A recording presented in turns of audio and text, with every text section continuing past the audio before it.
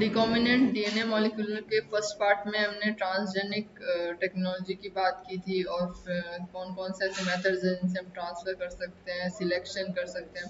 Then ये अब हम इन टेक्निक्स को थोड़ा इलेबोरेट वे में पढ़ेंगे। तो पहली हमारी टेक्निक है वो है जेल इलेक्ट्रोफोरेसिस।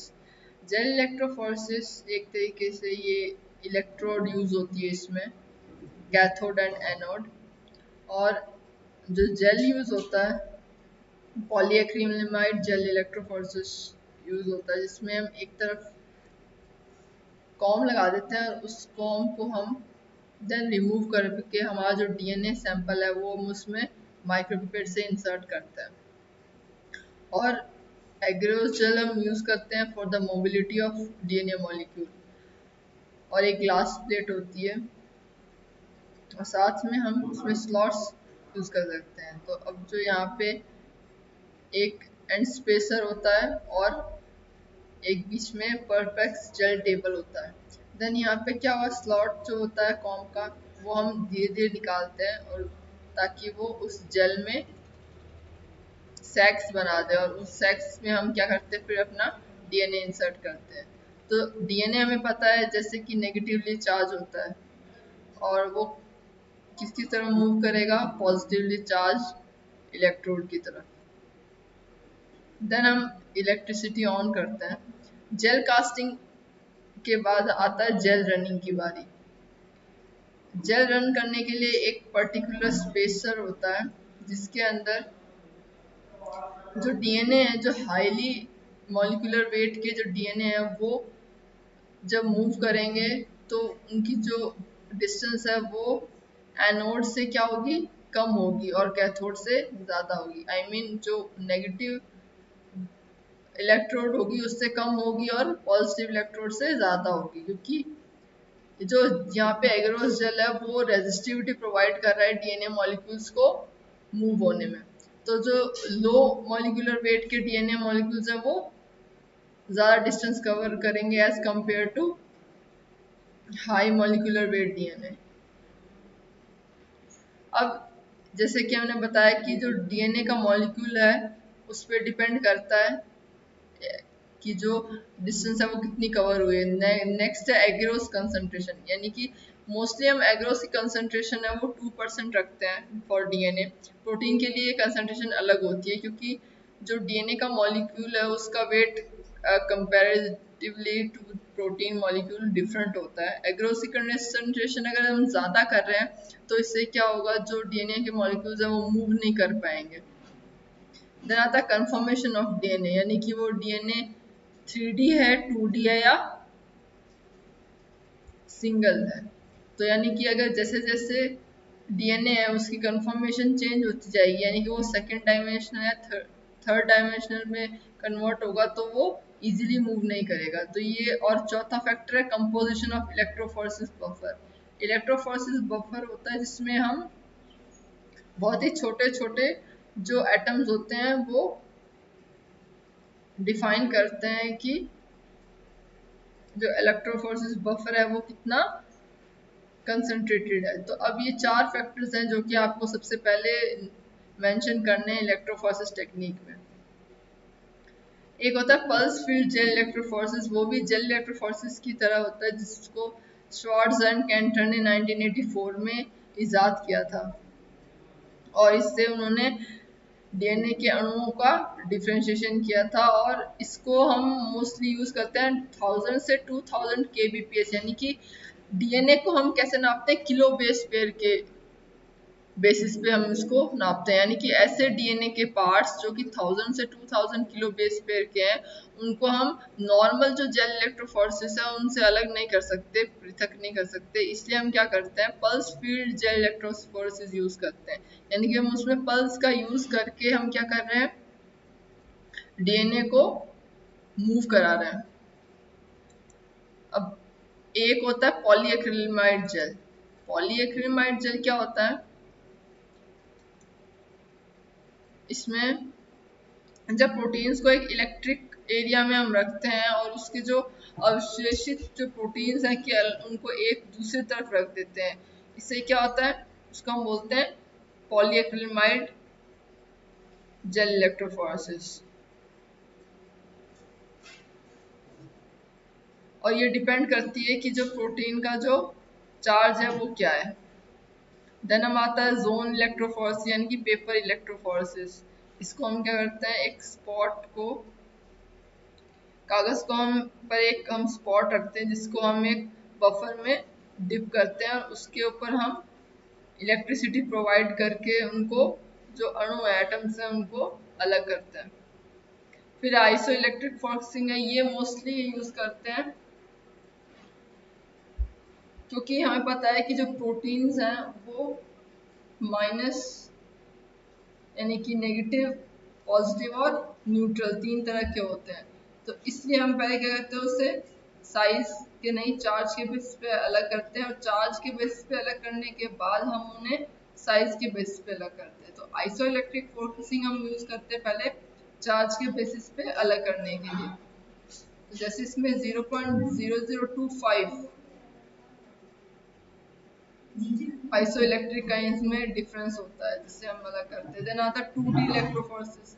2D इलेक्ट्रोफोरेसिस कब कहलाता है, जब हम आइसो इलेक्ट्रिक फोकसिंग को हम जोड़ देते हैं जेल इलेक्ट्रोफोरेसिस के साथ। अब ये कैसे वर्क करता है कि हमें पता है कि हम एक मॉलिक्यूल है, फॉर एग्जांपल डीएनए ले रहे हैं या प्रोटीन ले रहे हैं, तो हम उनको एक टाइम पे, पर्टिकुलर टाइम पे एक ही डायरेक्शन में मूव करा सकते हैं।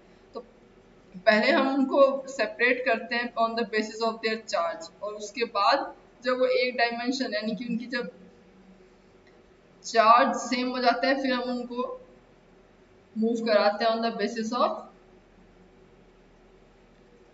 Their size. तो यहाँ पे हमने देखा कि जैसे यहाँ पे 4 सैंपल लिए हैं हमने, और जो यहाँ पे एक तरफ जो है वो क्या है, हमने नेगेटिव और पॉजिटिव रॉड लगाई है, और दूसरी तरफ हम क्या कर रहे हैं, उसे साइज के बेसिस पे क्या कर रहे हैं, ये लेफ्ट टू सॉरी हाँ लेफ्ट टू राइट मूव हो रहा है, और on the basis of size ये अप टू डाउन जा रहा है। फिर आता है कैपिलरी इलेक्ट्रोफोरेसिस, जिसमें हम कैपिलरी का यूज करते हैं, जो कि या तो क्वार्ट्ज एक तरीके का मटेरियल है उससे बनी होती है, या फिर प्लास्टिक की हो सकती है, वो ग्लास की हो सकती है।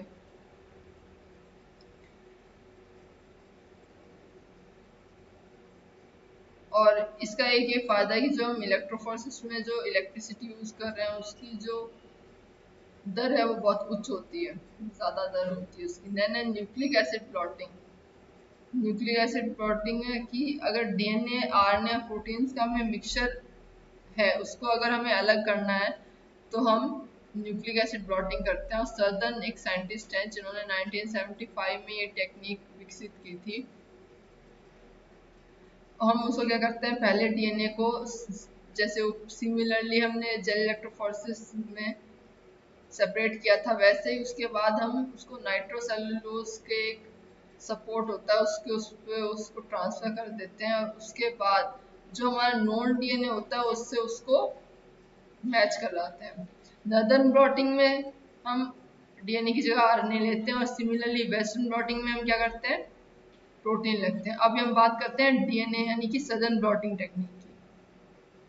हमने क्या किया, सबसे पहले जो भी हमारे पास सैंपल था डीएनए का उसको हमने एंजाइम से रेस्ट्रिक्ट करा। रेस्ट्रिक्शन एंजाइम कौन से होते हैं, ये ऐसे एंजाइम्स होते हैं जो कि एक डीएनए की एक पर्टिकुलर साइट पे ही उसे क्लीव करते हैं, यानी कि उसे 2 हिस्सों में या 3 हिस्सों में जितने उस वहाँ पे साइट है। तो फॉर एग्जांपल मैं आपको बताऊं कि अगर हमारे पास ये एक डीएनए है जिसका सीक्वेंस है ACCGTAA, फॉर एग्जांपल ये हमारा सीक्वेंस है 5 प्राइम टू 3 प्राइम। अभी क्या हुआ, हमें इसको रेस्ट्रिक्शन एंजाइम जो होते हैं वो हम यूज करते हैं। एक रेस्ट्रिक्शन एंजाइम होता है, इसे बोलते हैं एंडोन्यूक्लियस। ये क्या करता है, हमेशा डीएनए के बीच से क्लीव करेगा, इसे हम मॉलिक्यूलर सीजर बोलते हैं। और जो एक्सोन्यूक्लियस होते हैं वो डीएनए के कॉर्नर पे कट करते हैं। तो जो रेस्ट्रिक्शन एंडोन्यूक्लियस एंजाइम है, ये इसमें रेस्ट्रिक्शन एंडोन्यूक्लियस एंजाइम जो सेकंड है वो हम मॉलिक्यूलर जेनेटिक्स में यूज करते हैं, जब क्योंकि ये एग्जैक्ट जो साइट है उसी पे क्लीव करता है। जबकि RE1 और RE2 सॉरी RE3 जो रेस्ट्रिक्शन एंजाइम एंडोन्यूक्लियस 1 और 3 है, ये जो हमारी साइट है उससे 1000 बेस पे 100 बेस पेयर की दूरी पे कट करते हैं, जो कि हमारे काम का नहीं है। इसलिए हम क्या करते हैं, रेस्ट्रिक्शन एंजाइम सेकंड यूज करते हैं। ये क्या करता है, एग्जैक्ट जो साइट होती है वहाँ पे क्लीव करता है। तो फॉर एग्जांपल जो ये हमारा सीक्वेंस था, ये क्लीव होके ACC और GTAA में कन्वर्ट हो गया। तो यहाँ पे नए 5 प्राइम और 3 प्राइम बन गए, क्योंकि यहाँ पे क्या हुआ है, क्लीवेज हुआ है। अब उसके बाद जब डीएनए के फ्रेगमेंट्स हो जाते हैं, उसको हम इलेक्ट्रोफोरेसिस करके on the basis of their size differentiate कर लेते हैं। उसके बाद हम पेपर वेट और फिर एक उससे क्या करते हैं, हम पेपर नाइलोलोज की शीट जो है वो एक ट्रांसफर बफर पे अप्लाई करते हैं। हमें पता है कि जो पेपर है उसका नेचर होता है कि वो कोई भी बफर सॉल्यूशन होता है उसको वो एब्जॉर्ब करते रहता है as per the time consume. तो अब क्या होगा, तो ट्रांसफर बफर है उसकी जो हमने कंसंट्रेशन है वो हाई करी है, किसके साथ, सोडियम के साथ, सोडियम हाई Na+ कंसंट्रेशन। अब क्या होगा, नीचे की तरफ से यानी कि फ्रॉम बॉटम टू अपर की तरफ यानी कि नीचे से ऊपर की तरफ यहाँ पे क्या होगा, मूवमेंट होगा आयन का। कौन से आयन का, सोडियम आयन का। बॉटम टू टॉप यहाँ पे मूवमेंट हो रहा है सोडियम आयन का, ठीक है। और ऊपर नाइट्रोसेलुलोज की शीट है, ये क्या करती है, ये सबसे ज्यादा अब्जॉर्बिंग मटेरियल की शीट होती है। तो अब हमने क्या किया, पहले विक रखा, विक यानी कि जिसमें हम अपना बफर रख रहे हैं, उसके बाद पेपर, देन हमारा फिल्टर, और फिर उसके बाद हम रख रहे हैं जेल और paper towel. Paper towel use होता है एक्स्ट्रा जो मॉइस्चर होता है उसको एब्जॉर्ब करने के लिए। और ऊपर हम रखते हैं वेट। वेट इसलिए रखते हैं ताकि जो भी हमने यूज किए हैं फिल्टर पेपर और विक जेल, ये यूनिफॉर्म हो जाए। इसके बाद हम इसको नाइट्रोसेलुलोज फिल्टर के साथ जो डीएनए जो फ्रेगमेंट्स हैं वो आइडेंटिकली क्या हो जाते हैं, पोजीशन हो जाते हैं। यानी कि जो हमारा, क्योंकि हम जेल के साथ जो डीएनए है उसको हम रीड नहीं कर सकते, इसलिए हम उसे क्या करते हैं, नाइट्रोसेलुलोज की शीट पे ट्रांसफर कर देते हैं, और इसको हम फिर क्या कर देते हैं, प्रोब से जोड़ते हैं। प्रोब क्या होता है, प्रोब एक तरीके से एक डीएनए मॉलिक्यूलर होता है, डीएनए मार्कर होता है, जिसका सीक्वेंस हमें क्या होता है, पहले से नोन होता है। क्योंकि सीक्वेंस अगर नोन होगा तो वो उसी अपने कॉम्प्लीमेंट्री डीएनए के साथ जाके बाइंड हो जाएगा। तो यहाँ पे हम कौन से प्रोब यूज करते हैं, फ्लोरोसेंट प्रोब। फ्लोरोसेंट प्रोब वो होते हैं जिसको हम जब माइक्रोस्कोप में देखेंगे तो वो एक पर्टिकुलर कलर एमिट करते हैं, और वो एमिशन जो होता है वो कलर का वो बताता है कि जो डीएनए हमने सेपरेट किया है उनमें से हमारा डिजायरेबल डीएनए कौन सा है। तो ये थी सदर्न ब्लॉटिंग।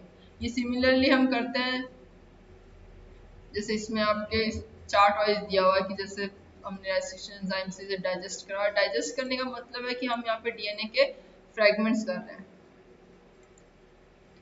फ्रेगमेंट्स में। उसके बाद हमने क्या किया, इसे फ्रेगमेंट में डीप्यूरिनेशन ट्रीटमेंट दिया, और न्यूट्रलाइजिंग सॉल्यूशन हम इसलिए देते हैं ताकि वो सॉल्यूशन है वो ना ही एसिडिक हो और ना ही बेसिक हो। तो इन दोनों ही मूवमेंट कंडीशन में क्या होगा, जो डीएनए है वो रप्चर हो जाएगा और हमें हमारा डिजायरेबल डीएनए नहीं मिलेगा। देन हम एगरोस जेल को इक्विलिब्रिएट करते हैं, यानी कि इक्विलिब्रियम पे लेके आते हैं। एनोड और कैथोड दोनों तरफ जो है वो अमाउंट है वो इक्वल रहती है। देन उसको हम नायलॉन या नाइट्रोसेलुलर मेम्ब्रेन पे ट्रांसफर करने के बाद हम उसको फिक्स करते हैं। फिक्स हम करते हैं by giving 18 degree Celsius and UV cross linking, यानी कि जो यूवी रेज होती हैं अल्ट्रा वायलेट रेज, उनको हम उससे बेक करते हैं। एक तरीके से बेक करना यानी कि उसको उस टेम्परेचर में उस टाइम के लिए रखना ताकि जो डीएनए है वो पूरी तरीके से उस मेम्ब्रेन पे एब्जॉर्ब हो जाए। फिर हम फ्रैगमेंट को क्या किया, प्रोब कर लिया। सिमिलरली नदन ब्लॉटिंग में क्या होता है, डीएनए की जगह हम आरएनए ले लेते हैं। इसको सबसे पहले एल्विन और उसके एल्विन एंड एटल यानी कि उनके सहयोगियों ने 1977 में इस विधि का विकास किया था।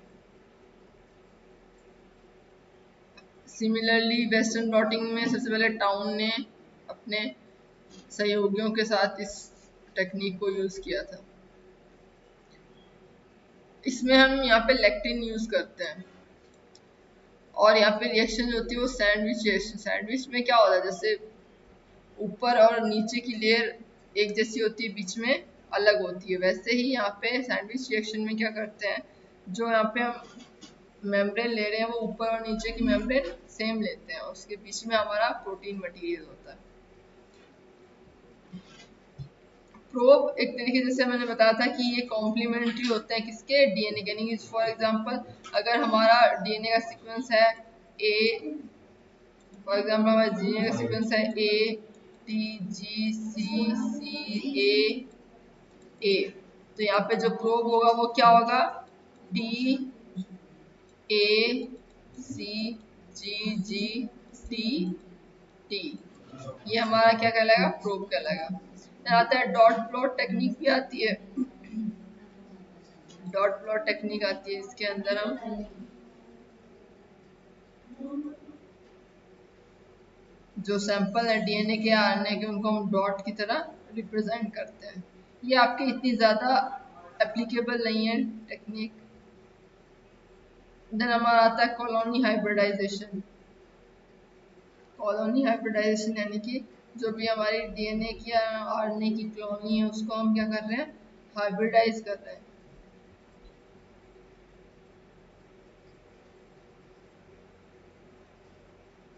यानी कि ऐसे सेगमेंट ऑफ डीएनए जो कि हमारा जो डीएनए डिजायरेबल है वो प्रेजेंट होता है उसके अंदर, तो वो पता करने के लिए हम क्या कर रहे हैं, यहाँ पे कॉलोनी हाइब्रिडाइजेशन कर रहे हैं।